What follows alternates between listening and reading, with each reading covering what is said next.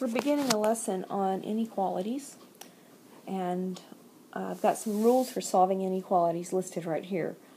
You're going to treat it as if you would an equation early on in the process. The only difference is on step 4.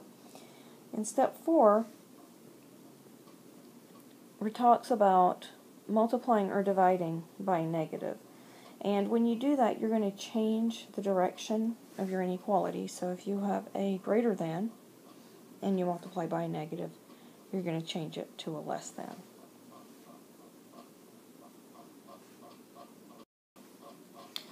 Now I'm going to teach you a different way to show intervals. If you have things that are not equal, such as a less than or greater than, you're going to use parentheses. When you graph it, you will graph with an open circle on the number line. So something that would look like this,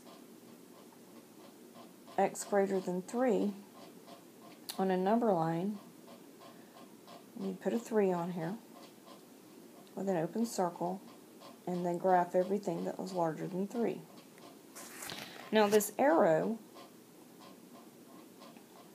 shows that we are going this direction, going positive, but we're going there infinitely.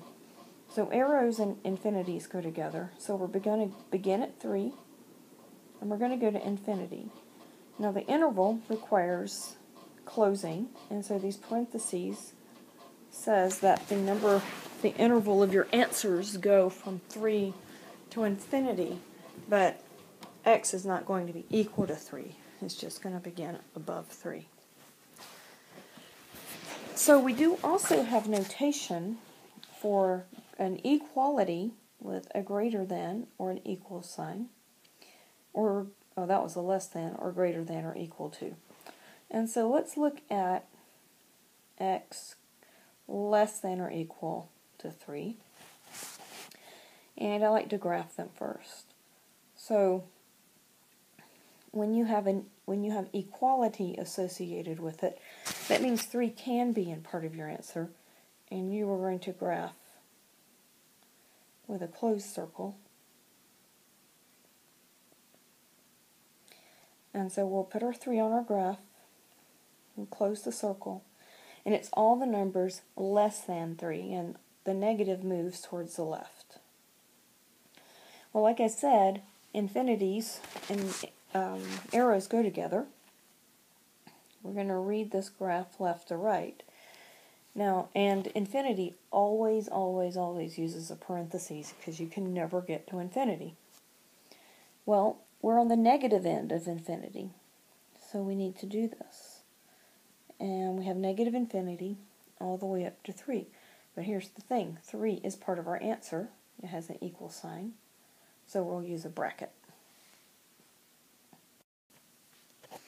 Now for our first example, we want to solve this in graph, and on my list of solving, we are going to do our adding and subtracting first. So we're going to subtract 16 on both sides, which leaves us with 3x less than negative 9. And then we will divide 3 on both sides, which gives us x less than negative 3. Now, I like to graph first because it helps me figure out how to do my interval. So I'm going to put my negative 3 on here. And I see first that there's no equality, so I'm going to put an open circle. And it's a less than. Well, the arrow here tells us which direction to point if that x is on the left side. And so we go here. Now the arrow shows it's going forever towards a negative. And so that's a negative infinity, and we're going to go up to negative 3. But now we've got to show that it's an interval. It's a set of answers from one end to another. Infinities only have parentheses, and if you have an open circle, you're going to use a parentheses.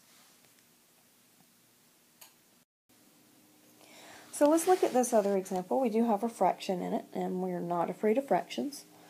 So I'm going to begin by subtracting 11. So I have a negative 3/2 x must be greater than negative 15. Now, the way to get rid of a fraction when you are trying to solve for x is to multiply by its reciprocal. Reciprocals always have the same sign, so this also has to be negative. So we're going to just flip that number over and keep its sign. And the left side's easy. That makes a 1. But the last rule that I mentioned to you was that this sign also needs to flip direction. So we're going to change that from a greater than to a less than, and then we'll multiply 2/3 times 15, and that gives us 10. So we're going to graph it. Put my 10 on the number line, and it's an open circle, and it's going less than, so I'm going to go this way. So just like the problem above, the arrow goes with infinity, and it's a negative infinity, and it's going to go up to 10, and it's not going to include 10 because it's a less than and not a less than or equal to, so that gives you a parentheses. Okay, the next example, we are going to need to distribute. So we're going to have to multiply because we have that parentheses there. So we'll have 3 minus 2q. It's kind of a funny variable. And I need to distribute that negative here. So change your sign to +2 and then less than 5. So if we combine our sides, we have 5 minus 2q less than 5, and negative 2q is less than 0. Okay, so we're not going to worry about the 0 because that's okay. That we are dividing by negative. So even though we are dividing into 0, we still change our sign. And 0 is on the number line, so we're not going to worry about it being a 0. And it's greater than 0, and there's no equal sign. And we're going to go infinitely right. So this time, instead of starting with negative infinity, we're going to end with infinity.